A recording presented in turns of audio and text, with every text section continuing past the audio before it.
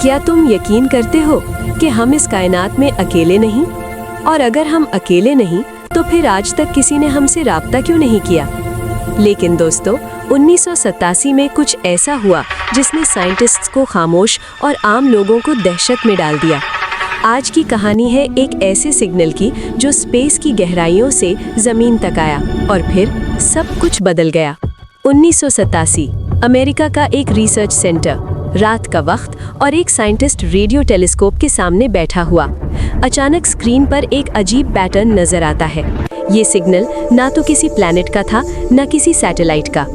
Signal बहुत powerful था और बार बार रिपीट हो रहा था। साइंटिस्ट ने फौरन अपने सीनियर्स को बुलाया।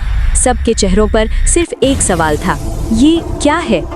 सिग्नल का एनालिसिस किया गया और जो रिजल्ट आया वो होश उड़ा देने वाला था।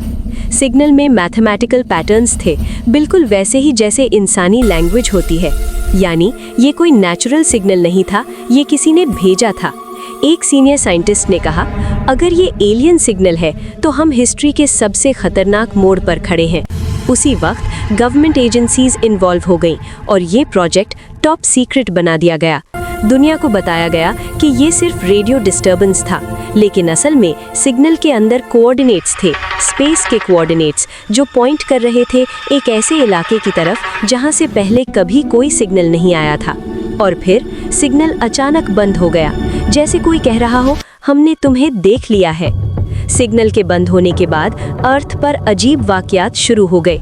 सैटेलाइट्स मैल फंक्शन करने लगे, एस्ट्रोनॉट्स ने स्पेस में आवाज़ें सुनने का दावा किया। कुछ लोगों ने कहा कि उन्हें ख्वाब में अजनबी शक्लें नजर आती हैं। साइंटिस्ट्स ने कहा कि ये सिर्फ कोइंसिडेंस नहीं हो सकता।